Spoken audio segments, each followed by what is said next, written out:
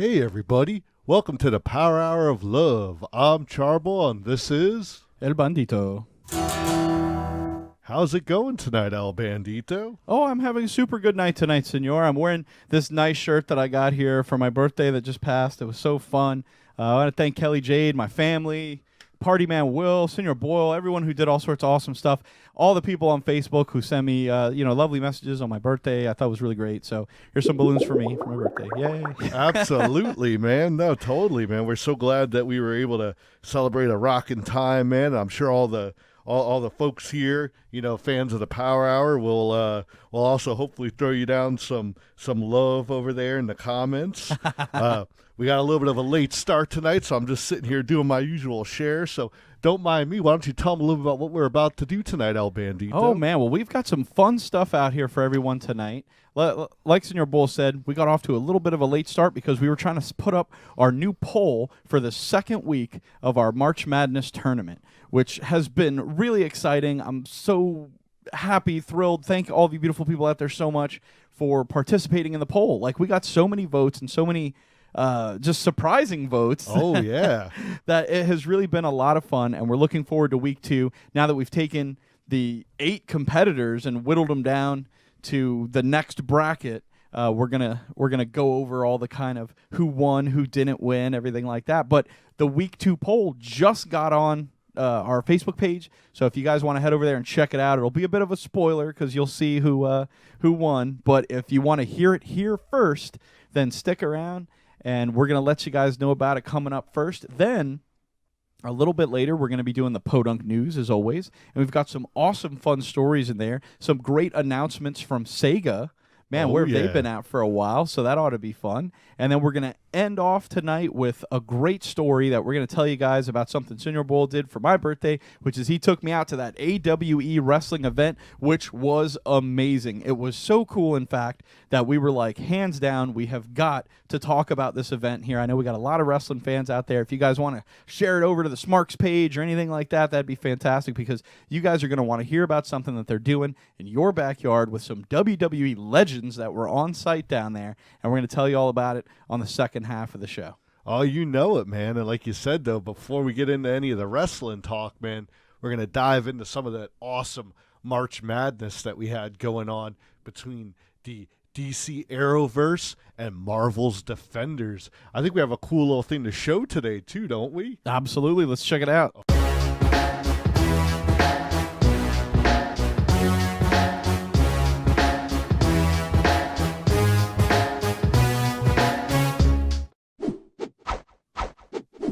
Oh, yeah, man. Now, that was an awesome little lead-in trailer there, man. If you guys liked what you saw there, be sure to throw some likes and some love.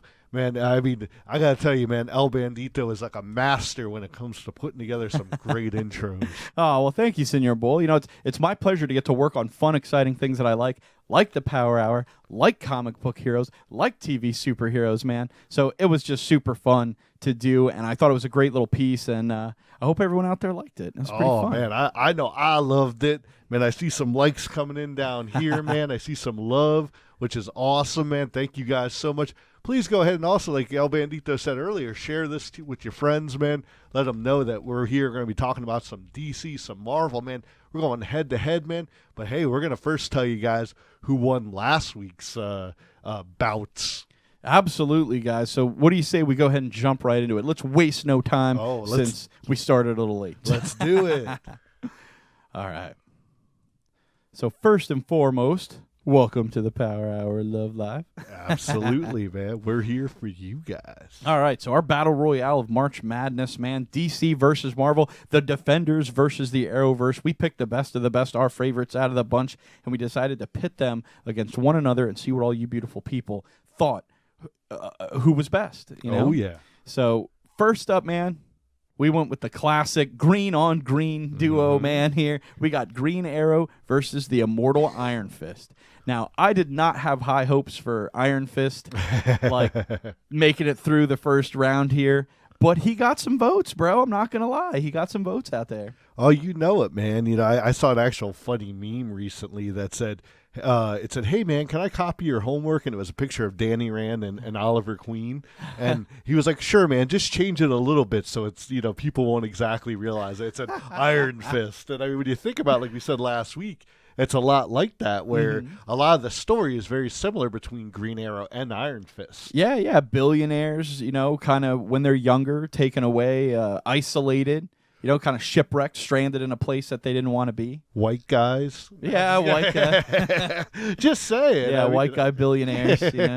But you're right. Yeah, they were. Yeah, they both learn a kind of martial arts and then come back to kind of clean up their city and find out who screwed over their parents. Yes. It's very similar. It's got a lot of similar notes. Like you said, the main difference being that Green Arrow doesn't possess any kind of magical abilities. I mean, even though like his arrow shooting and stuff like that is like... It's pretty fantastical. Yeah, it's the top of its game. But I would have to say his street fighting is pretty magical to me. I'm pretty sure no one's going to be able to put out that kind of a pounding, man. Well, and he's got like that grappler hook arrow, and it's like, how exactly does that work with the... But either way, we know it's comic books. We know it's fun, but yes, Danny Rand's main power source being, of course, his chi that he learned in his secret city that's like lives in this pocket dimension. But I mean, in a sense, like no one really knows where Lian Yu Island is either. So it's like you said, there's so many similarities. But man, go ahead and tell them who took the cake on this one. Oh man, well, believe it or not, guys, the immortal Iron Fist, you have failed this city, bro. And he got trumped by the Green Arrow in what was the worst beatdown of the entire week, man. Oh, yeah. Ollie Queen took home the green with this one, man. I mean, he definitely, like you said, now we got to give some credit that, Oliver has battled, magic users before, so he was kind of equipped for Danny Rand. But like you said, it was definitely the brutalest beatdown. Yeah, definitely. So Green Arrow, man, again, I think you brought up an excellent point last week that we're putting, going on 6 years of Showtime versus 1 year that wasn't great. I think if we stacked up season 1 of Arrow to season 1 of Iron Fist, I think we'd have had a lot closer of a matchup there, because that first season of Arrow is rough, guys. It's rough. And he's definitely learning his, he's how to make a show. So yeah. No, there's definitely some. It's got that real like old school CW feel where it's like half of it's about like, oh, but I love this girl and I don't know how to tell her I'm not a superhero. So I mean, I appreciate there's none of that in Iron Fist, but sure. Iron Fist is more like, I'm the immortal Iron Fist and I possess magical chi powers, and the chicks are like, dude, what? Get out of here! You're Get an the hell idiot. out of here! I don't like you at all. Absolutely, man. So yeah, sorry, Danny Rand. You're going to have to go back to, did we ever find out what the name of his secret place was? I think it's Kunlun. Yeah, he's going to have to go back to Kunlun and train a little more for next year's March Madness, because Green Arrow is moving up to the second round. Absolutely, man. But moving on to our second bout, we had a pretty epic toss-up that I think even you and I were pretty divided on. Oh, yeah. Who was it, man? We're talking The Flash versus Daredevil. I mean, this is such a difficult match to call. Oh, you know it, man. I mean, you got, the kick-assery of Daredevil, which, like I still say, man, still has one single-handedly probably the best action sequences in any, like, comic book. I'm talking movies, TV shows, just awesome. If you haven't seen season 2, check it out. And The Flash, which has really brought that whimsical kind of fun element to the DC shows, which I think is the driving force why those shows are still on today. Yeah. And like you said, when you talk about their powers, man, I mean, like you said, Daredevil just kicks ass, and the Flash, of course, has the Speed Force. So it's like, yeah. Man, where's it gonna go? It's tough, and I'll tell you, most of the week this was a dead heat. I mean, there were one vote back and forth, because the Flash is such a likable character, but like you said, Daredevil is just so badass. Ooh, everybody loves him, and I think that's kind of what hurt Iron Fist. Is that like Daredevil seems like he can fight better than Iron Fist, I have seen that people blame Iron Fist's bad rating, like on Rotten Tomatoes and stuff, because Barry Allen changed the timeline over at the Arrow. I don't think he had to. Yeah, no, it was pretty bad. But Flash has been consistently good every season of that. Just really nice, really epic stuff. And again, he's such a likable character. He's like, you want to be the Flash's friend. Oh, yeah. Because he's just such a cool cat, you know? Now, Daredevil, I don't know if I'd want to be his friend, but I would definitely want him as my lawyer. I would definitely want him having my back if there was a fight, you know? Because Sure. the guy that runs away real fast, I don't really know if that's the number one hero I want my back by. That's true. That's true. While the Flash might be fast, Yeah. the Daredevil kicks ass. So but I'm just nailing him out today, man. I'm going to keep this going. But, hey, let's not leave him too in suspense, man. Who took the win on this one? All right. In the end, by a very, very slim margin, man, the Man Without Fear took it home. Oh, man. So, he definitely, Barry may have the speed, man, but those skills went to Daredevil, and he beat him by, like you said, a very close. Very few. It was like few votes. It was like this close. No doubt, man. It was definitely the kind of thing that Barry might be running back in time to fix. We got to make sure we have rules against that, Barry. Go back to Central City and take your loss. You probably have to go handle some other villain or something. Yeah, you got to go anyway. save Iris. She's in trouble. Yeah, she's always in trouble. She's always in trouble. Or someone in the West family always in trouble. Oh, you know it. But yeah, so we got. Oh, but look at that, guys. We've got one DC and we've got a Marvel now. So yeah, let's see where this is gonna go. I got to take a minute to say, like, man, the DC fans, you guys came out in force out there, bro. I was surprised right out of the gate. We got 10, 15 votes just for DC guys. And I was whoa, dude, like they're running away with it. So I have to say, Marvel fans, week 2, you better step it up. I don't know where you guys were at, but I was surprised. I know El Bandito was a little. I was like, ooh. Yeah. So who's next, man? All right. So coming up next, we had the epic showdown of Black Lightning and Luke Cage, man. Now, I know with this one, we had a very in-depth conversation about our likes and dislikes between these two shows. I know between us, I think we definitely had a lot more dislikes for Black Lightning than we did for Luke Cage. But at the same time, hey, you guys can go check them out. The shows are pretty current, and tell us what you think. But, man, like you said, you got the Power Man, which if you guys don't know, that's Luke Cage's name in the Marvel universe, with the unbreakable skin versus Black Lightning with that power to just shock the shit out of everything. Yeah, he's walking electricity versus an immovable object, So it's a pretty epic showdown, very cool. They're both two guys who do a lot for their community, so they're good dudes. But in the end, I have to say this was the one that I kind of wasn't surprised to see the Marvel just kind of take the lead on this one, man. Well, I mean, like you said, like I haven't watched a full, I know it's not completed yet. I know in the next 2 or 3 weeks it is going to finish its first season, but I haven't watched a full Black Lightning season. But, man, Luke Cage, when you watch that show, man, it is just so good. The villains are good. The acting is good. The story is so good. I mean, it's like, I don't think I ever really hear anybody say, I really didn't like Luke Cage. Yeah. Some people say, Daredevil wasn't for me. I didn't really like Jessica Jones. But I think everybody so far that I've talked to have been like, Luke Cage, pretty badass, man. So definitely I'd have to say, like you said, who took this one?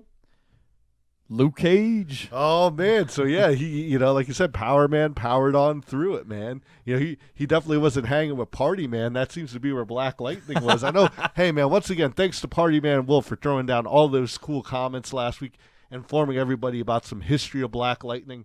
But, man, it looks like, the newcomer to the Arrowverse or whatever CW universe, he wasn't able to go to the second round. So, congrats to Luke Cage. Absolutely, man. I think the show starts off with Black Lightning retired, and Luke Cage is going to keep him there. Oh, you know it, man. Oh, man, I see Terry D down here saying, man, Black Lightning's cool, but Luke Cage got this. And you know it, man. That's exactly how it went down. Heck yeah, man. All right. Party Man Wilson, get Spartan Lock in there and see what happens. Maybe next year, Party Man.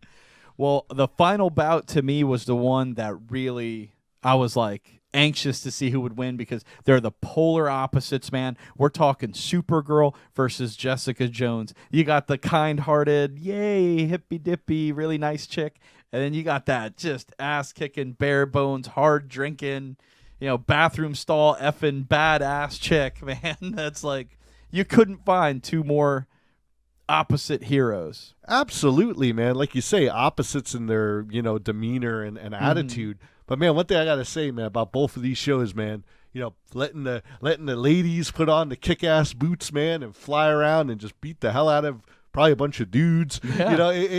They're both really great shows, and it's like, like I said, it definitely is that whole thing of like letting the girls take the lead. Yeah. And yeah, it's a cool concept, but like you said, when it comes to their handling of those actions and getting in there, they have very different approaches. Absolutely, man. And they have similar abilities in one respect. They're, super strong and everything like that. I mean, obviously, Kara's got the flying and the heat vision and stuff.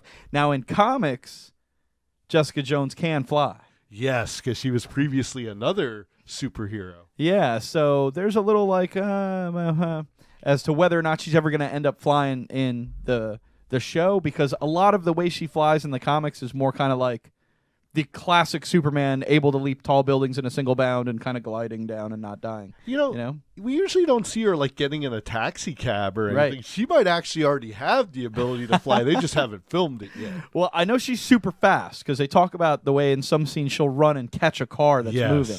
Yeah. So, she does have some super speed and stuff like that. The invulnerability of Supergirl, though, is kind of where it comes down to, where the invulnerability versus the sort of bare bones, bare knuckle badassness of Jessica Jones, her ruthlessness, and which would prevail. And this, again, was one of those bouts that was just, it started off kind of strong for Supergirl, and then, bam, became a freaking dead heat. And we were just watching it here in the final hours, watching like, okay, who's going to come in and vote? Somebody would pop in and vote. Bam, bam. Someone would come in and vote for the other. And we're like, oh, my gosh. So it was round and round and round and round.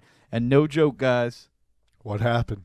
You guys couldn't pick between two badass chicks. They ended in an absolute perfect tie. Ooh, man. And I mean, when you think about how hard it is to call this match, I know we both had our choices, but man, it's tough. It's that divided. So yeah, and that's why we put it to all you people out there, because it's not our opinion, it's your opinion that matters. And it's so awesome to see, as split decision as we were on these two amazing chicks, you guys are right there with us, man. You guys are feeling us. Absolutely. Well, man, this puts us in a little bit of dilemma. I mean, I know we're doing a specialized March Madness tournament here. How are we going to handle this, El Bandito? Oh, man. All right, well, I think we cooked up something special for how to kind of resolve this tiebreaker, right? Oh. And we're going to let you know as part of our Week 2 kind of matchup, right? Oh, yeah. So first up for Week 2 is kind of the obvious here. We've got Green Arrow versus Daredevil. Dude, I know when we looked up the results and we said that this was going to be the first match of Week 2, I was like, it's almost like the comic gods are aligning and the stars are coming together, because, man, you want to talk about an awesome matchup. Yes. This is a cool one. Yeah, because they both have that element of like ordinary guy who's out there cleaning up their streets, you know? And I didn't want to get too much on a rant last week, but one thing I've always loved about Daredevil is his moniker, the man without fear. Yes. And it really tied into what I was saying last week of how his abilities more or less make up for his handicap. And then give him a little bit extra. But he talks often about being blind and living in a world of darkness. Yes. And because of that, he's not afraid, and he goes out and does the things that other people are afraid to do, the right thing, and I just love that about him. He's an ordinary guy who's not afraid to go out there and do the right thing, even if it means taking a few lumps along the way. Oh, you know it, man. Like, I know over the weekend we talked to a couple fans and stuff like that, and they said that back in the day, that was what really drew them to Daredevil, is that he was an ordinary guy that went out there and did it. It really kind of empowered you to think, hey, mutants are cool and stuff like that, but they're given these extra powers. I mean, we know that, like you said, he has the handicap and there's stuff, but just the fact that he goes out there, risks his life every night, and like you said, he's the man without fear. So it's pretty awesome. And by the same token, you've got the Green Arrow, who's an ordinary guy, and he's looking to do what's right. And he's not afraid to kill some people on the way. That's for sure. That is true. Like we do, like you said, if this was season 1, that would definitely be on the table. Yeah. Throughout the 6 seasons, Oliver Queen is definitely kind of, like you said, it's funny. It's like he kind of does this wave thing. It's like, is this a okay to kill somebody season? Yeah. And now it's kind of like, yeah, if they're bad, But yeah, absolutely, man. Like you said, both of these guys are willing to go that extra step. Yes. I mean, some superheroes are like, we don't kill whatsoever. These guys, they kind of sometimes do what they got to do to get the job done. So makes it equally awesome, but also equally dangerous for both of these dudes, because when pitted together, I have a feeling one of these guys isn't walking away. I don't blame you, man. And I have to say, I still think Daredevil's got the edge on this one. You think so, Yeah, huh? I think his ninja skills, even versus the League of Shadows type, training that Oliver Queen has, I think that hand training is just going to oust him a little bit. Well, you definitely make a good catch there, like you said, just from when you're talking hand to hand, but also with his Is that a joke? That hand. There you go. But also with his ability to be able to sense things around him, hearing the of the bow, I think would also give him a edge up on Oliver actually landing one of those arrows. Now, one thing I do want to throw in there, of course, is the trick arrows and stuff like that too might cause some problems for Daredevil. But I have to say, man, I absolutely agree. In a hand-to-hand fight, I think Daredevil would come out on top. You know what it reminds me of? Do you remember the old movie Robin Hood Men in Tights? Yes. You remember the guy shoots the crossbow and the blind guy's like, psh, heard that coming a mile away.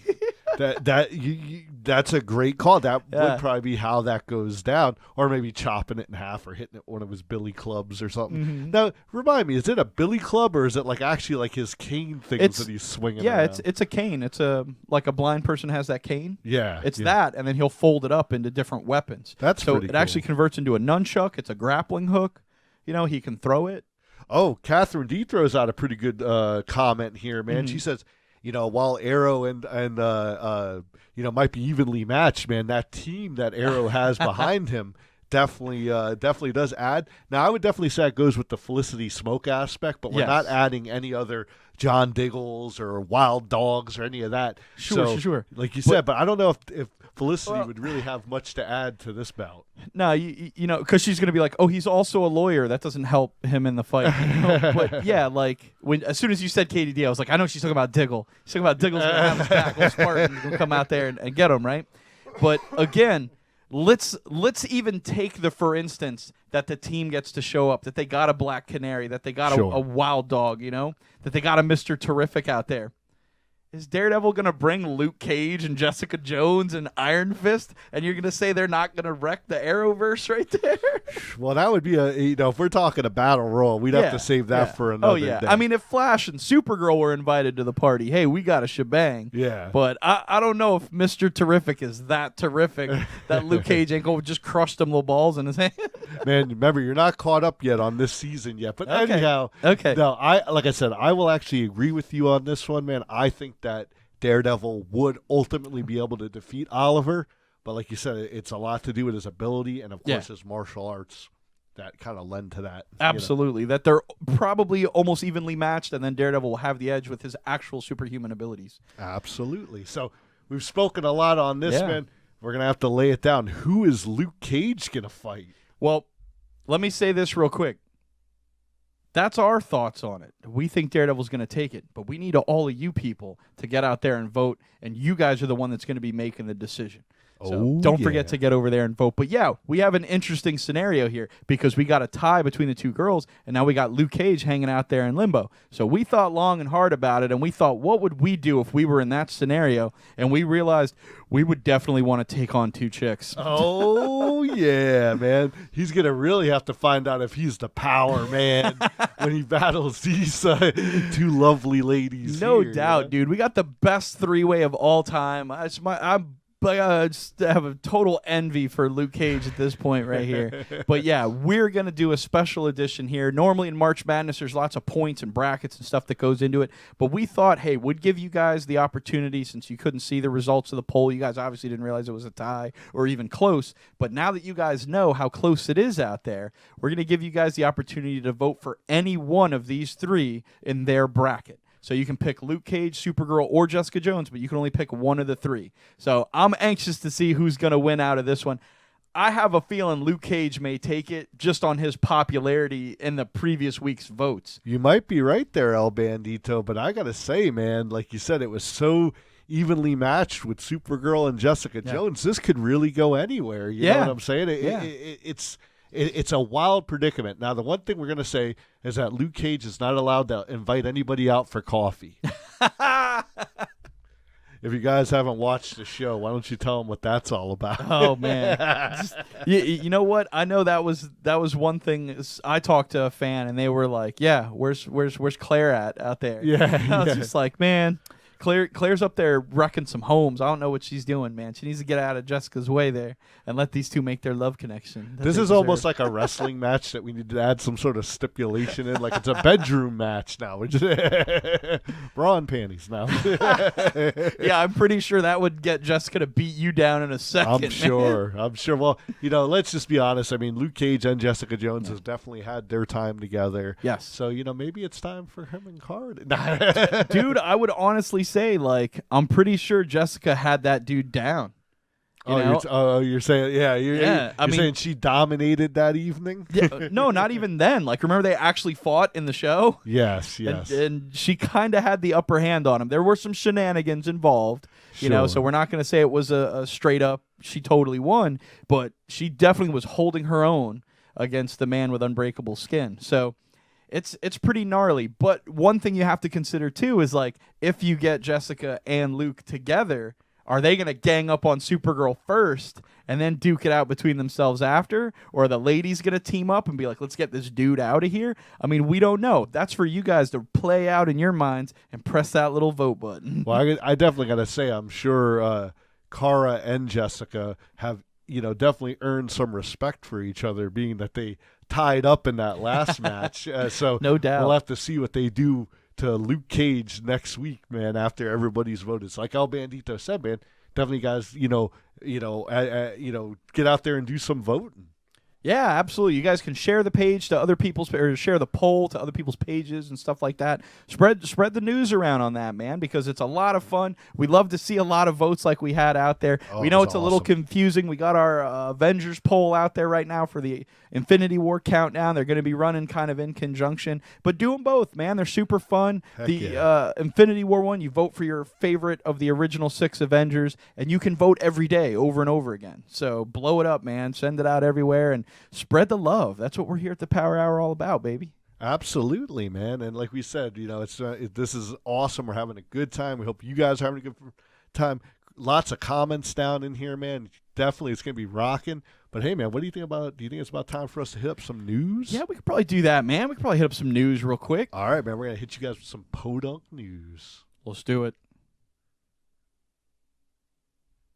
I guess I'm going to click it over here because that thing over here is like, nope. Blame it on Barry Allen.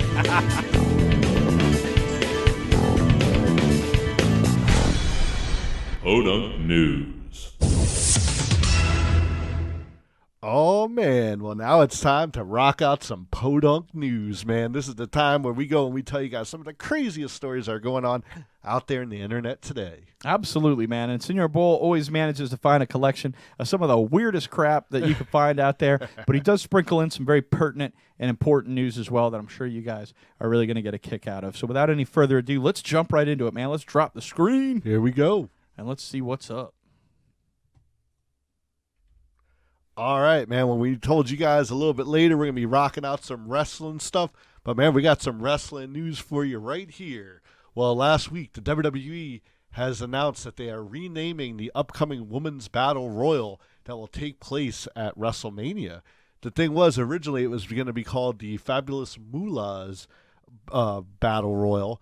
But a lot of fans and I guess previous and current women wrestlers actually took a real big offense to this, El Bandito. Really? Okay, why is that? I'm not too familiar with the Fabulous Moolah. I think that's a little before my time. Oh, it was definitely before my time too, but Fabulous Moolah, Mae Young, Luna Vachon, a lot of these older women wrestlers, unfortunately, the majority of the names I just mentioned are no longer with us. Okay. They wrestled Fabulous Moolah went all the way back to like the late 50s and early 60s. Wow. Okay. So, I mean, she's definitely one of the first women wrestlers, which in my mind, that definitely makes her legendary. Yeah, that's a good contender to name something after. It sounds good. And she did a lot of stuff with Vince McMahon, like when he first started kicking off the WWE. You know, his father owned it. Okay. Then eventually when his father passed away, Vince, that we know today, Sure. took over. And I guess Moolah was there to help him kind of learn some more of those ropes. Yeah, yeah. Well, then, we went to the point of, later in the Attitude Era, like Moolah and Mae Young used to come out and they'd have fun and do crazy stunts. But, yeah, man, the whole thing that kind of comes to be is like back in the 60s and I guess the 70s, like when Moolah was acting as a trainer / promoter. Okay. A lot of the women said that they didn't feel like they were actually her students, that she almost acted more like a pimp. Okay. Like she would send them to territories. And like I said, these are accusations, just what, people say and read. Unfortunately, Moolah's no longer with us to give her side of the story. Sure. But they say that, she would send some of the girls to these territories and they weren't just going there to wrestle. There was other little things involved, like, so, maybe sleeping with the promoter or something along those lines. So the stark history of allegations have kind of followed Moolah throughout her career. And unfortunately, these have gotten brought up with the, WWE trying to immortalize her. Yeah. And a lot of women came out and said, we think that's not how it should be done. Yeah, kind of the whole Me Too Hollywood movement and stuff really jumping in here. So I totally get that, man. I mean, if there are people who feel that strongly about it and they're like, no, dude, this is what happened, I'm not going to argue with them. Absolutely, man. I mean, the thing is that, like we said, Moolah is no longer with us. A lot of the women who made these accusations aren't with us anymore. So I think the WWE made the right choice. They said, you know what? And they seem to be really good at this. They like anytime something really hits the winds and like, in a bad PR way, they do, and they just say, hey, you know what? We're going to distance ourselves. So now it will just be the Women's Battle Royal, which I'm sure is going to be awesome. Okay, yeah, I think they could have came up with a better name, but sure, even if you weren't going to call it the Fabulous Moolah, Memorial Battle Royale, they could have called it something kind of cool, I think at that point they were just like, hey, you know what? We don't want to step on any toes. We're just going to take the easy street on this one. So definitely you guys let us know what you think. And like I said, I know there's tons of stories out there. There's probably a lot of Moolah supporters that are like, what the hell? I support the Moolah. That's where the story money. behind her name comes from. Like they said, why do they call you? She goes, well, they said there was the thing that I was always going after was the Moolah. Yeah, and I got to say, that's not a great defense for people calling you a pimp. If they're like, yeah, you acted like a pimp, and you're like, well, that's because I'm all about that Moolah. Oh, it's kind of... Yeah. No can defend. Well, I think it's like those, I'm sure if like some of those old, actresses and stuff would probably also have stories to tell that, this isn't something new going on in Hollywood. It's just, it's not saying that it was right back then, but it just always seems that was like a part of the industry. Terry D says here that I guess Moolah's own daughter spoke about it. So wow. Yeah. I guess the accusations about it are, they're pretty on the money. On the money, on the moolah. But like we said, I think ultimately the WWE made the right decision. Yeah. Just to distance it. Well, I know they were trying to follow with the Andre the Giant thing, his yeah. battle royal, but sometimes, things come out and they just have to say, let's fly there. Yeah. Any way you slice it, man, like what the women are doing in the WWE right now. I mean, we're going to tell you guys here in a little bit about some women that we saw in the AWE wrestling promotion right here in Florida. And it's like the women wrestlers right now are just kicking ass, man. Their moves are fantastic. Their personalities are fantastic. They're just great, man. They have stepped up the game here in the last few years as an industry and really let these ladies take the forefront that they've deserved for a number of years. And it is awesome. It is really, really awesome. So I think any publicity they can get is fantastic. And I think renaming this to honor just women in general and everyone who works hard is great. Exactly, because that's what it should be focused on. We know their heart was in the right place, but yeah.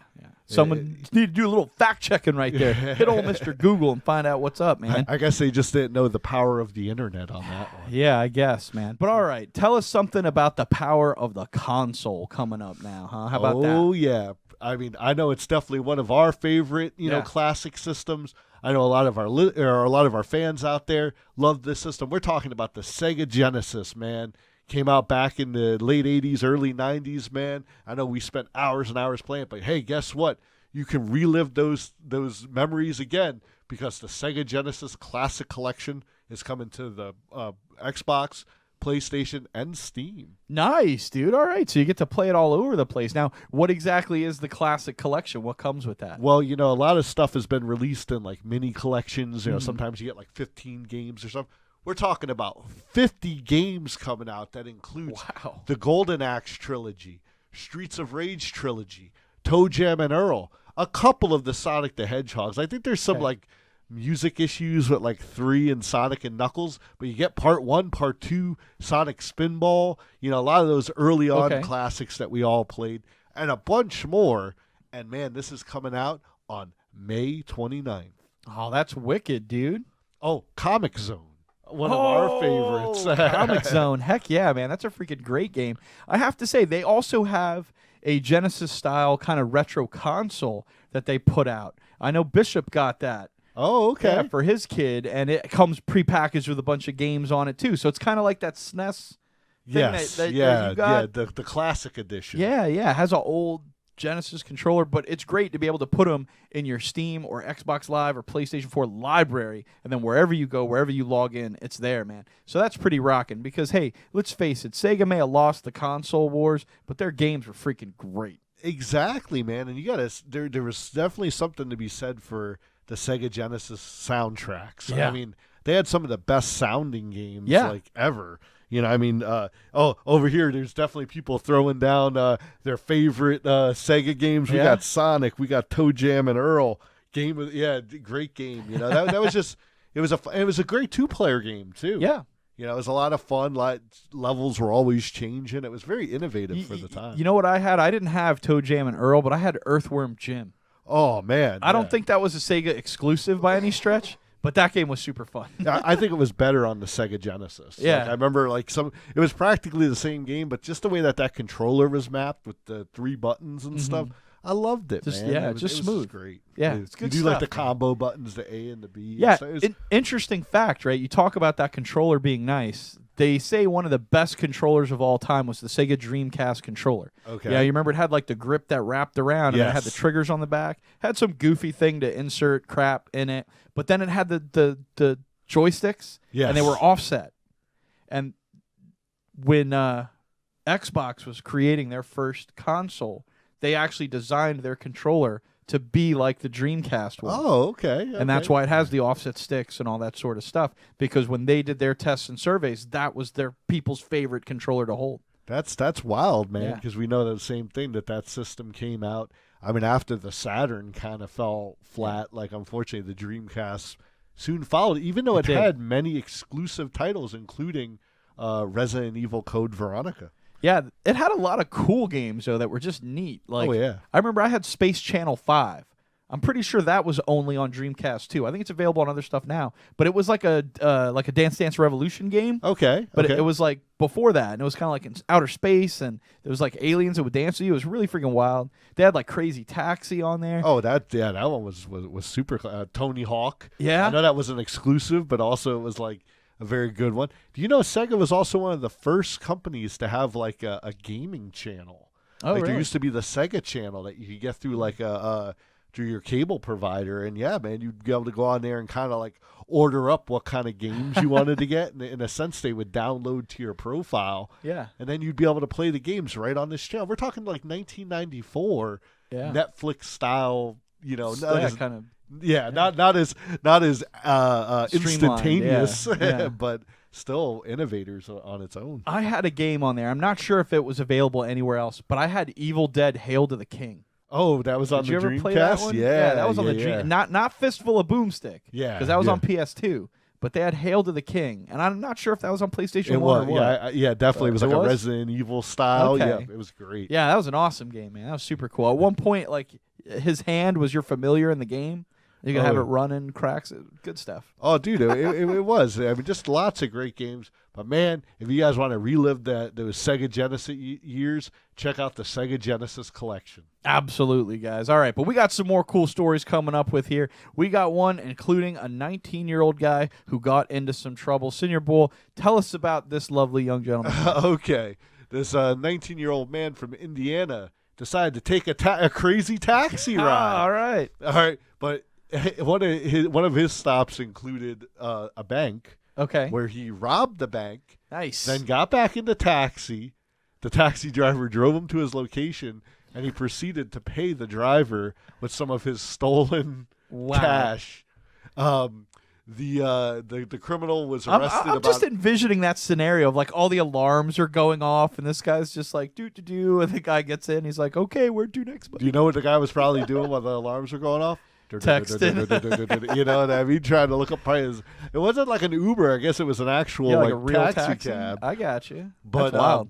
Apparently the driver must have reported this individual because the criminal was arrested less than an hour after the robbery took place. Wow, man. Maybe he was even trying to tell him, "Hey, man," or I don't know. Maybe he was like that guy in Deadpool where it was an influence. What was that movie? I think it might be called Collateral. That was with Tom Cruise and Jamie Foxx. And Tom Cruise was like a hitman, and he had to kill like 5 people or something in one night. And he hired Jamie Foxx as his cab driver. Okay. And he was kind of like forcing him to be his cab driver for the rest of the night. And Jamie Foxx was like, "I know this guy's killing people. I can't keep driving him to places." So he's trying to do things to sabotage the cab. And all. It was a really weird movie, but it was kind of neat. Definitely, man. Well, maybe this young gentleman here, maybe it was on streaming on Netflix or something like that, and he was like, "That gives me a good idea. I'm gonna go rob a bank today." And it's in Indiana, so it's like, yeah. I know a couple people here are a little closer, some Michiganders in there. What's going on up there in that crazy Indiana? Yeah, man. I guess there's not a lot to do, corn and stuff. Yeah, exactly. Trying to have some fun, man. But you guys know where there is some cool stuff to do? Down in Lake freaking Worth, man, because they have got Morbid Movies pumping out the Grindhouse freaking series, man. And they're going movie to movie to movie here. They just had, on March 16th, The Leprechaun. Oh, you know it, man. Can you believe The Leprechaun. The Leprechaun. Can you believe that movie's 25 years old? I cannot. That is crazy. That makes me think Jennifer Aniston's 40, and that breaks my heart. Well, definitely, yeah, one of her first starring roles. Mm-hmm. Also Warwick Davis. He was Willow. Yeah. Also the little guy in Wicket. He was one of the Ewoks in episode 6. So, nice. Okay. So definitely, Warwick Davis has quite a few things on it. Of course, he was the Leprechaun. Yeah. But yeah, like you said, that's just passed, and it was an awesome time down there celebrating the anniversary and a day right before St. Patrick's Day, so perfectly timed. Absolutely, man. And they've got another perfectly timed movie coming out next month. April has a Friday the 13th. Oh, yeah. And what do you guys think they decided to show? Tell them about it, Bandito. Friday the 13th, man. Part 3, and they're doing it in traditional blue and red 3D, guys. That's right. You can see blue and red 3D for yourself in this iconic movie at an actual movie theater and a large screen, man. This is so dope. I have got to get down there and check this one out. I actually have a custom pair of glasses that are for blue and red 3D that I got doing some projects and stuff. I won't get into it. But I'm so stoked because they have like peripheral vision on. It's That's very cool. Awesome. Yeah. Well, dude, I know like a few months back, we were watching the first couple in this series. And yes. We went through 3, and I know I told you it was like one of my favorites. Mm-hmm. And it still is. Not to spoiler alert, the movie came out 30 years ago or something, but it's the movie where Jason gets his iconic mask. Yeah. The kills are great. And I mean, there's a couple scenes in it, even when you watch it on DVD, that you're like, yep, there's that 3D part, the yes. yo-yo gets close to the screen and stuff. So that kind of like. Yeah. He's he's coming at you with the pitchfork, and it's like, so yeah, like you said, I think it's going to be an awesome experience. Morbid Movies always pulling in some of the coolest stuff. back in October. There was a Friday the 13th, and man, they did part 1 and part 2 back to back. So it's great that they're continuing it with part 3. Heck yeah, man. Super cool, guys. I know I'm definitely going to be there. I think, Senior Bowl, you said you might have some scheduling conflicts. Oh, we'll see what's happening. I might be able to clear it, because this is going to be like a once-in-a-lifetime kind of thing. We got to go down there and see Shelly, right? Is that the one that Shelly's in? Yes, Shelly's in that one. He just got put into the game, too, like last year, and last Halloween. Oh, so. you know it, man. Well, Shelly, man, he had all those costumes and stuff. Yeah. I know Mr. Fusion and we watched this one a lot, and he's like, man, Shelly must have been rich. Like, in one part, he's, like, walking around with, like, a wetsuit on, and he has a spear gun. Yeah, like, he has all these props that you're like, did he bring any clothes on this trip? He just had 8 bags, man. But, I mean, I give him props for having all these elaborately set up, like, pranks. You know? Oh, absolutely. I would never go through that. I would put a cup of water on a door. That's, you know. Well, hey, man, if that's not enough for you guys, man, Morbid Movies is continuing the awesomeness into summer, because on May 18th, they're going to be showing the classic The Crazies. Hey. And this isn't the remake from a few years ago. We're talking about the 1973 classic, man, 45 years ago. So wow. Definitely go out there and watch The Crazies. Heck yeah, man. That's crazy. So just in case you guys are interested, Morbid Movies takes place down there at the Movies of Lake Worth. It's $10 to get in.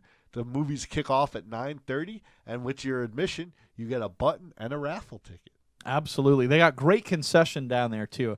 I have to say it's second to none, dude, because they got your hot dogs, your popcorn, and all this stuff. Dude, they got like 40 types of candy. Like, the first time I went there, I was like, dude, I can get a Charleston Chew here? That's like the jam. Where do you ever find those in a theater, man? So really cool kind of classic theater. It isn't old school. It's not a stadium seating theater or anything. It's a classic theater. So you really get kind of this historic like feel when you're in there. It's really nice. But even though it's not a stadium seating, it's the old school style where it's like it kind of dips in the middle. Yes. So everyone kind of gets this cool view. It's really neat, guys. Yeah, you're not going to have to worry about a guy like me sitting in front of you and blocking your view. It's great seating. I sit on 3 phone books. You guys don't know that out there. But definitely go show some love for Morbid Movies. They're here on Facebook and morbidmovies.com. They're always putting out really cool stuff. So much love to them. Absolutely, guys. But all right, it's getting a little late, so let's jump right back into the studio back there, and let's talk about some wrestling. What do you guys think? Let's do it. All right. Nice. Oh, man. You know, like you said, we got into a little bit of wrestling stuff there in the PoDunk news segment, but, man, tell them about what we went and checked out last Friday night, El Bandito. I have to say, I was like, hey, cool, a local wrestling thing. I love it. We went to the one last month. It was super fun. We got to see Tommy Dreamer himself down there in person. He walked right by me while I was buying some chicken. The innovator of violence. Yeah. So getting to see an ECW legend like that, you know, just amazing, super cool. Senior Bowl told me, hey, another event coming up. I was like, that's great. It's all the way up in Cocoa. It costs $20. I'm like, I don't know. And he's like, hey, man, it's your birthday. I'm going to pay for everything. Let's go down there and throw it up. So I'm like, what? All right, let's do it. And he tells me there's some special guests showing up. Oh, yeah. So we get out there. We check out this event. And I am like mind blown. I am a fan. AWE, you guys have got me. Hook, line, and sinker. I'm in love with it. Your guys' stuff is legit. The first time we went out there, everything was really nice. Everything was really good. But you guys had a packed house in there. Oh, yeah. And we could barely breathe in there, man. You know? But this time we went, there was a few less of the crazies there. And the room was just set up a little bit nicer. You guys put the chairs out a little bit of a different style, man. And it was so freaking nice and comfortable. Yeah. The food service was fantastic and just flew out of there. It was just wonderfully run, guys. So super good job on that. We're talking AWE. This is the Atomic Wrestling Entertainment. They're right here in Florida.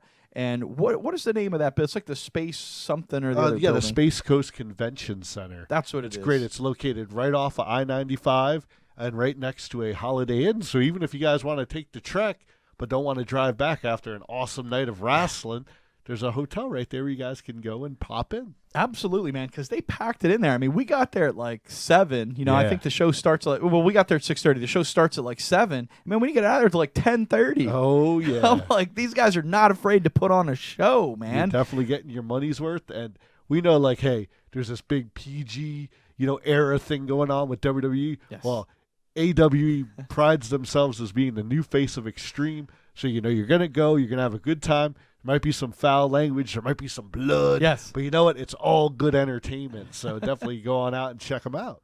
Absolutely, guys. It's really cool. It's not like no Bobo backyard wrestling stuff. This is legit super good stuff.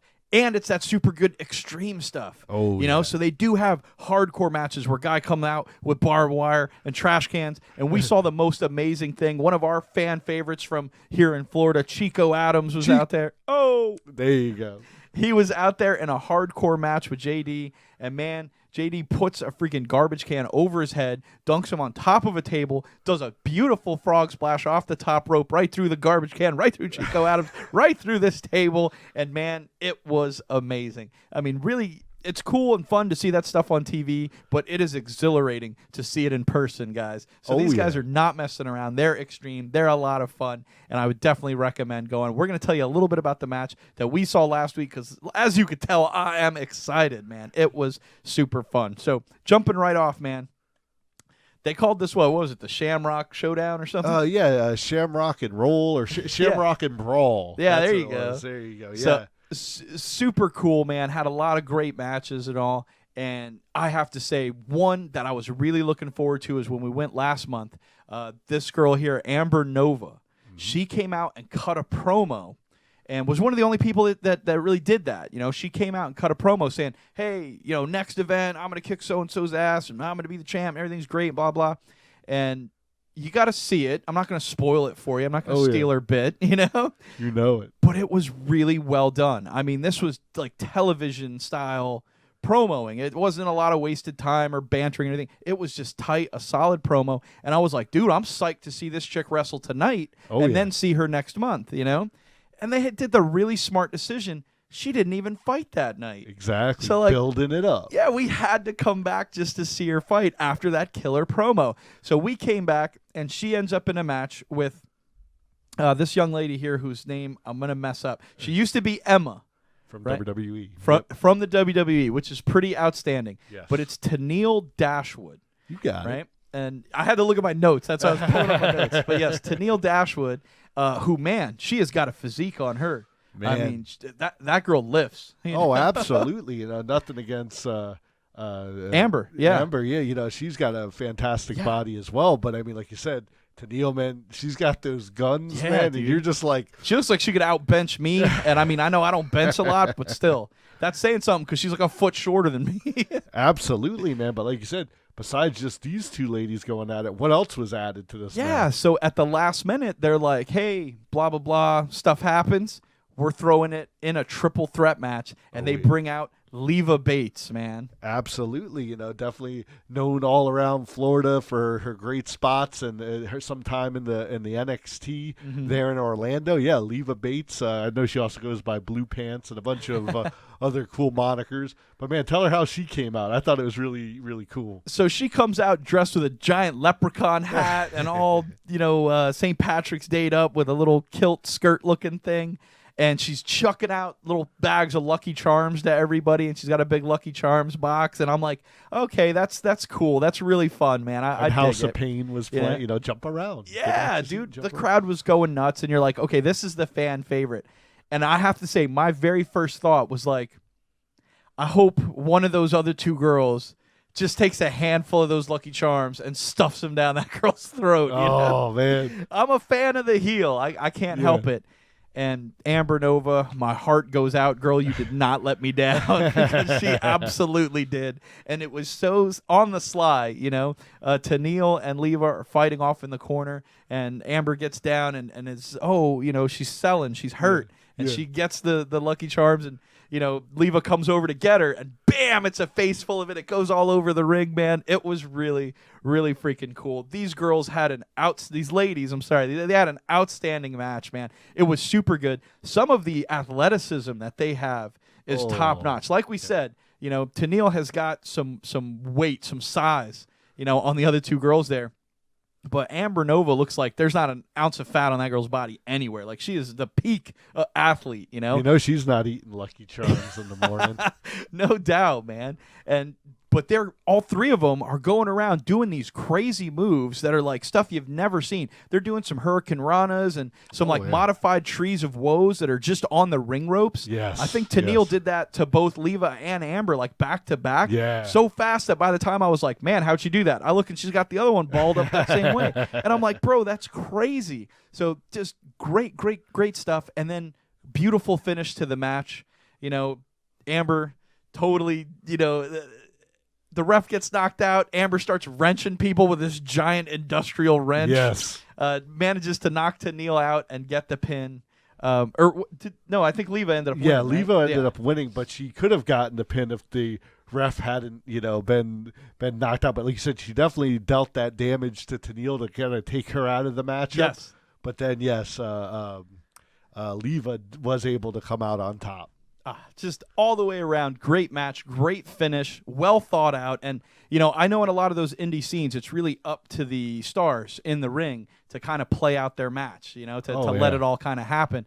And it was just beautiful, man. It was really great. And we were so psyched about it. I was like, that was a killer match. I loved Amber's promo before. And all I could think was like, you know, they first announced her for the promo last time and they're like, you know, it's Amber Nova. And I was like, oh, that's a great name, Amber Nova, like a superstar that's about to explode. And I was like, you know, I've never seen a supernova in my life, but if it explodes anything like a Chevy Nova, it's going to light up the night sky. There you go. You know? And I have to say, the intermission goes on, and a lot of the wrestlers come out to kind of meet and greet, and we end up just a few seats away from where Amber is signing autographs and stuff like that. And I'm terribly shy. Senior Bull's like, oh, dude, if you want to get a picture with her, come on, man. It's your birthday. Go get a picture with her. And I'm like, no, I don't want to be that guy, you know? And he's like, okay, that's cool, man, if you don't want to do it. I'm going to go get a picture with her. And he starts to walk off. And I'm like, oh, man, all right, I'm coming. Got to hit that jealous nerve with this guy. So Senior Bull went out there and got a photo with this amazing athlete, this really like top-notch wrestler, man. Oh, she's a real sweetheart too. You know, I mean, hey, she plays a great heel, but when it comes to her fans, she's definitely more than happy to take a picture or sign an autograph. I don't know. I don't think she was too happy with me, but again, I might have been getting a little fresh. No. I always respect the wrestlers out there, but yeah, like you said, fantastic heel because she's one of the few people that when they came out as a heel, the freaking place booed the shit out of her, man. Oh, yeah. I mean, they hated this girl. And as a heel, that's like you're doing everything right. You're hitting all the right spots. So super cool. And she was even nice enough to be like, get one with both of you guys. So it was a lot of fun. It was really cool. And she was signing autographs and stuff there. I said, hey, I'd like to get one of those too. And she's got all these different ring attires that she has, all these beautiful outfits, you know, really well tailored stuff. And I told her, I said, I'm gonna be that guy. I'm gonna get the sexy photo, you know. And she said, hey, man, that's what it's there for. Don't worry about it. So, you know, thank you for the amazing show, everyone out there, but Amber especially. Thank you so much for being such a good sport, for being such a professional in the ring, for just doing such a great job. I mean, you really kind of won me over, you know. Absolutely, man. Well, it looks like she's gonna be at the next event, so we're definitely gonna have to go out and check it out. But man, we got a few more matches to tell you guys about. Yeah, you know it, man. This is chock full of great stuff. This is just scratching the surface. Because guess what comes up next, man?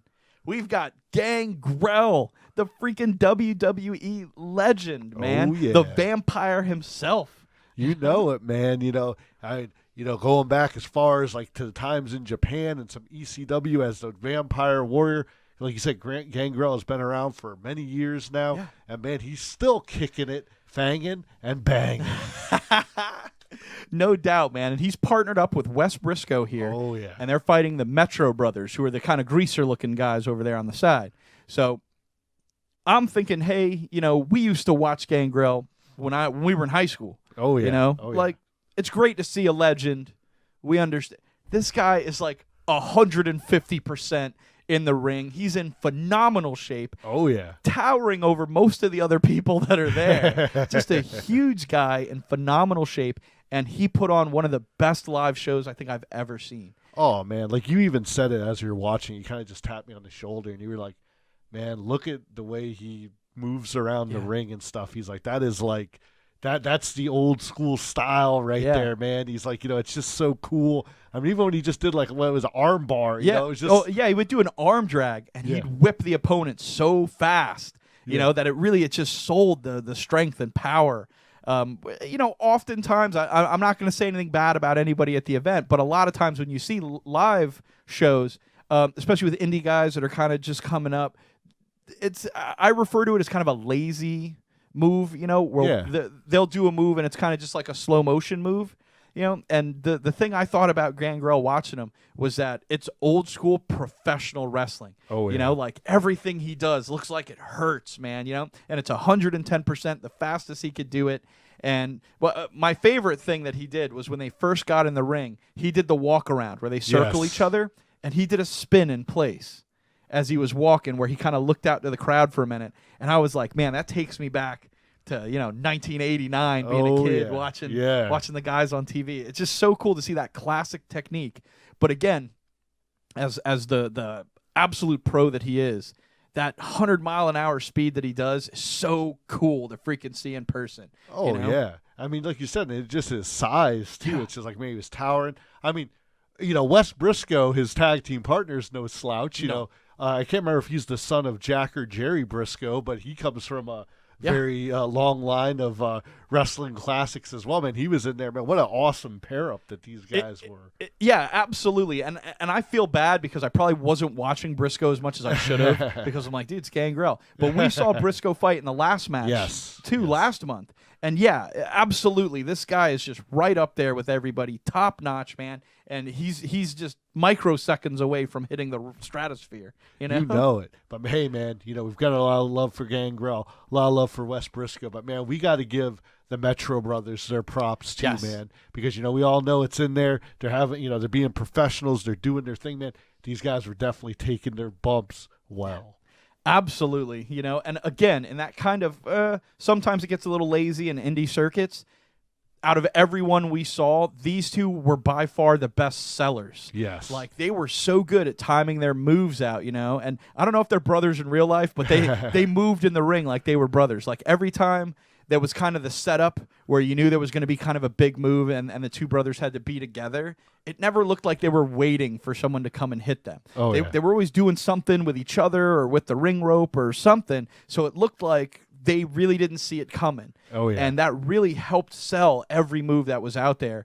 And again, as heels, these two guys came out and just started tearing people's posters up. They threw some guy's hat. And did you see the security was like trying to take that guy away? The guy with the hat was like really going to throw punches or something, man. Yeah. But there was a guy with a cup of ice, and they knocked it out of the guy's hand and stuff. I mean, these guys were definitely healing it up. And it was almost like no one kind of felt them as a heel. And then they walked out, and within seconds, everybody hated them. Perfect. Like you said, doing their job, man. Yeah, and again, their in-ring technique was just really great. And considering they're wearing kind of like, what do they call those, skinny jeans? And white T-shirts, man. So I'm like, I don't know how they're pulling off what they're pulling off in that, but they looked fantastic, man. They were really good, and I think they really helped make the other two look really good too. Oh, absolutely. So why don't we show them who came out on top in this one? All right. Well, we actually got some photos of our own. Senior Bull managed to snap a couple of pictures here. So here's Gangrel trying to get the tag from Briscoe, man, in a really heated, awesome moment. And as you may have guessed, bro, Gangrel and Briscoe totally for the win at the end of the match. Got to see Gangrel not only do the Impaler DDT, but do the classic kind of spit blood in someone's face, which was so cool. You know it, man. Yeah, the bloodbath, I think, was like one of those moments when you were watching it as a kid. You knew it was coming. You were just, it was always that thing when the lights went out and then they come back on and somebody was covered in blood. I'm sure nowadays they'd be like, that's not PG. Well, guess what? It's the Attitude Era, man. And Gangrel is definitely a legend from that time. Oh, absolutely. And it was, again, great that the Metro Brothers were fighting Briscoe and things were going down and they kind of had the advantage. And you were paying attention to what was in the ring, just beautifully set up. Gangrel came in. You never saw him take a drink or anything.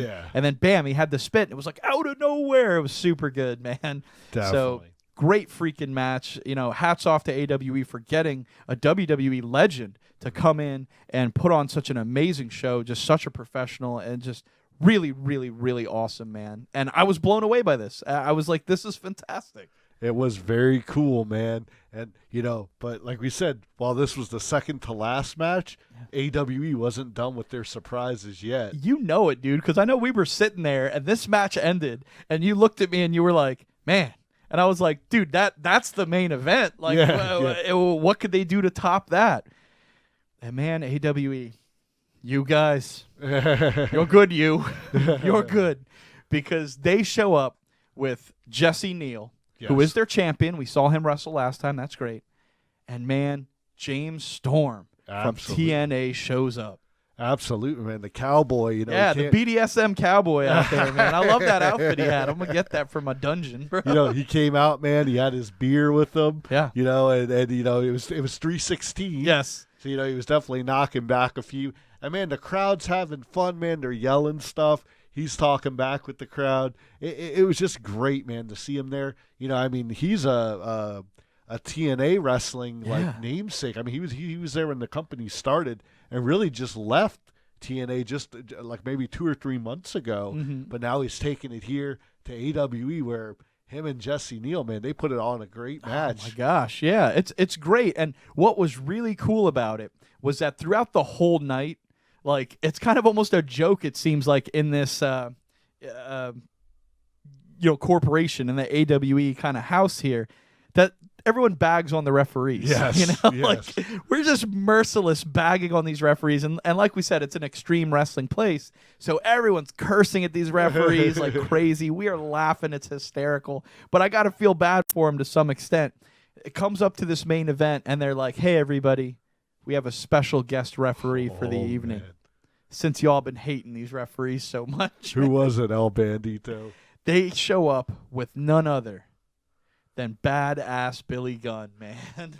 That is so cool, man. Me and El Bandito had no idea. Yeah. Like we said, we went out to check it out because we loved the show the last time. We heard, Gangrel and some of these other cats were going to be there. But, man, we had no idea that Billy Gunn was coming to town. Yeah. And, like, when I was a younger man and I wore younger man's clothes, I thought maybe someday I could be a fancy wrestler.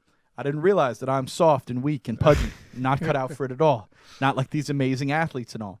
But I did go to a wrestling school for a little while. Doc Rivers was at the school I was at. Some of you guys may know him from local circuits and stuff like that. Cliff Sheets was the owner of it. And apparently they all knew Billy Gunn and would tell me all the time, like, yeah, he comes by here every once in a while. Maybe you'll get to meet him sometime. And I'm like, that would blow my freaking mind. I never got the opportunity to. So for him to just walk out, for them to... I don't want to call them out for playing the WWE music, but they did. when they played that Ass Man, dude, I was like, I was floored. This was so cool. Such a surprise. I mean, I guess they had advertised a little bit on Facebook kind of right before the event, but man, this was a treat among treats. Absolutely, man. It was just so cool. He came out. He did some mic work. He did the, if you're not down with that, you can suck it. Yeah, absolutely, oh, man. And dude, he's like, I've only ever done this twice in my professional career. And he's like, but you guys hate these refs so much. I'm gonna go ahead and ref this match tonight. So it was really great, and so much personality, so much fun, but then these three guys get into the ring, and you very much have three guys who have been there and who have done that, and they've been around the block a little bit, and these three guys are just kind of having fun. Yes, like Billy Gunn's patting him down for the pat down, and James Storm is kind of kicking at him, tries to give him a nut shot and all. It's pretty funny. Yeah. And they get the match started, and they're kind of dancing around out there and joking and slapping each other and stuff. And it's like, it really felt like really getting a behind the scenes look. It felt like this is what I remember how we would all wrestle in the school I went to when you're just practicing, when you're just kind of warming up and having fun. And it was so cool to see these guys just relaxed and having fun. And I even turned and said to you, like, this is so cool. It's so chill. And, like, we're kind of getting a real insider look. And bam, like, they flipped a switch. All of a sudden, it gets nuts, man. Definitely. Either someone, was a little too stiff or a hit, or they just played it so good, man, where it's like the tide turned, man, and this. Yeah. I think they were just ready to start the match. Yep. Like, they were having fun, and then it was like, all right, guys, time to put on the show. Exactly. And then it was all of a sudden, boom, hard moves, great high flying stuff. intense impact all over the place, flying out of the ring, flying into the ring. Man, at one point, Jesse Neal's out on the ground. James Storm comes out there, grabs a woman's foot in the front row, holds it up, and smashes Jesse's face into it. Yeah. Dude, the crowd pops so hard of this front row of all like super hot women that were there. I don't know what they were doing. I don't know if it's some college party or something. They were all like 22-year-old girls. It's super great. But they pop so hard at that he walks down 2 or 3 girls, picks up another girl's foot, smashes his face in it again. Jesse Neal returns the favor by clearing the first 2 rows and chucking James Storm right into it, knocking over a couple of chairs. And these aren't even like steel folding chairs. These are like nice hotel chairs with cushions and stuff. So he's just eating them right through there. And they proceed to carve a path right through us, right down the middle of the arena. And fight right past me and Senor Bull, man. Like, this is him taking a photo with Billy Gunn right there doing the count out, trying to tell him to get back in the ring. And the two of them are just going at it. At one point, James Neal calls to one of the vendors nearby because they're in the vendor area to chuck him a soda, which he proceeds to take a big gulp of and then smash over James Storm's head, spraying soda all over everywhere. And I'm like, this is pretty extreme, bro. Definitely. But, man, that wasn't the top of it. Do we got something to share with these guys here? We got just that little extra, guys. We've got a cool little video here that Senor Bull managed to take on his phone at just the right 2 seconds of time. Oh, yeah. Right here. Here he goes. Boom! Right through the table in the back there, man. And you see Billy Gunn's doing his thing. He's like, all right, come on, guys, get back in the ring. Oh, they ain't done yet, Billy. And they, totally, man. Like you said, man, put him right through that table there, man. What an awesome move. Like I said, being so close.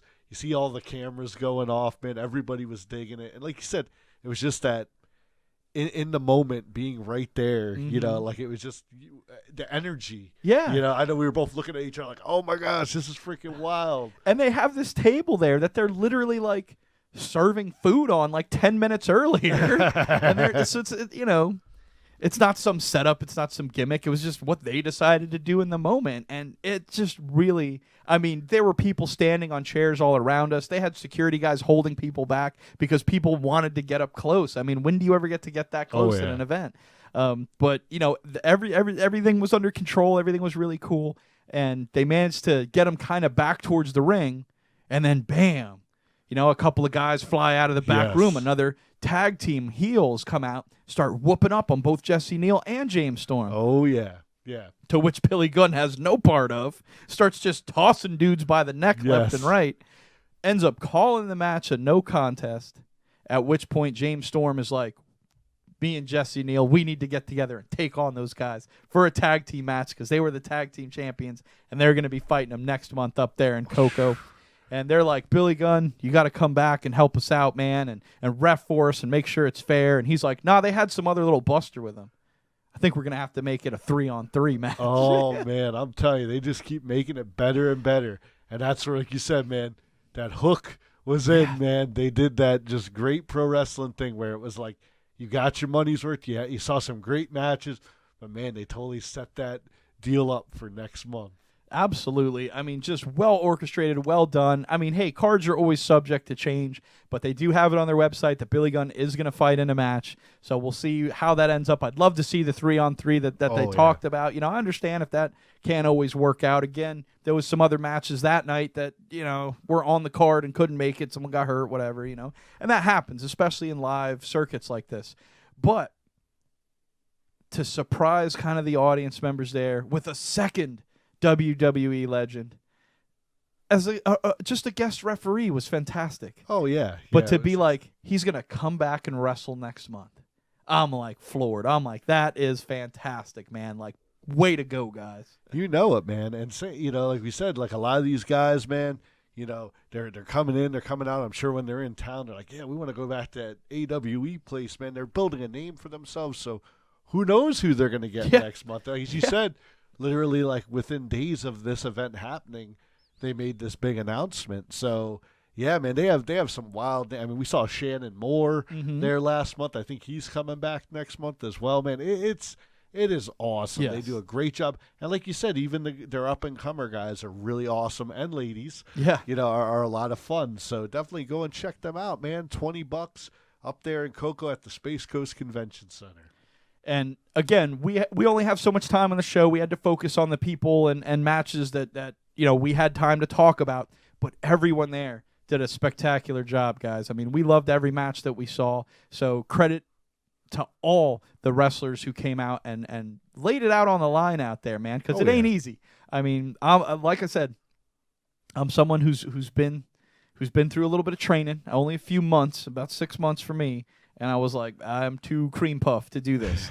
I got mad respect for people who go out there and really have this athleticism and this drive, and I mean, every bump they take hurts. Oh, yeah. And I mean, yes, they're careful to not completely cripple themselves, but every bump they take hurts, and they're doing that for the entertainment and excitement for all the fans out there, man. So if you got the time, if you got the money, if you want to see something live that you don't get to see on a day-to-day basis, man, you got to go out there and check these guys out, because this is a hell of a show that these guys are doing. You know it, man. So, yeah, if you guys are interested, that's April 20th. V is for Victory is the name of the event. And definitely, we know advanced tickets are available now. Their front row usually always sells out. Yeah. So if that's something you're interested in, tickets are a little more expensive. But, hey, man, it'll be worth it when you have this kind of action coming at you. I didn't catch it till you just said it. It's on April 20th. Yeah. So it's on 420. Yeah. Maybe Rob Van Dam will show up. That's not official or anything, We're just making some speculations. No doubt. Well, we're going to try to share this with as many members of the AWE as we can. Amber Nova, thank you so much again for just taking some cool photos with us and being a good sport, putting up with our silly asses for a little bit. But, yeah. If you guys know any of these cats, or you're friends with them on Facebook or anything, feel free to share the video with them. Let them know that we gave them a glowing endorsement. We thought they were freaking kick-ass. We can't wait to see you guys soon. Otherwise, thanks so much for hanging out with us tonight, guys. It's always a pleasure spending time with all you beautiful people out there. And that's going to about wrap it up for us tonight. You got any final words, Senior Bull? Definitely, man. Like you said, just thank you, like you said, to the AWE and all their awesome talent. And definitely the fans are cool too. Like I said, they get into it and all yelling and stuff. But yeah, man, like we were saying earlier, definitely get out there and vote for our March Madness, DC versus Marvel, man. We want to get you guys in on it. If you didn't catch the earlier part of the show, go back and you check it back out on YouTube and all that good stuff, man. But yeah, it's going to be a blast. So tune in with us next week. You got it. All right, we'll see you guys next week. Monday night, 9 p.m. with an all-new show. We're going to wrap up the March Madness, talk about some fun stuff, and we're going to have a surprise second-half segment, so make sure to check us right here, 9 p.m. Monday nights, every Monday night on Facebook Live. We love you. Have a great night. Yeah.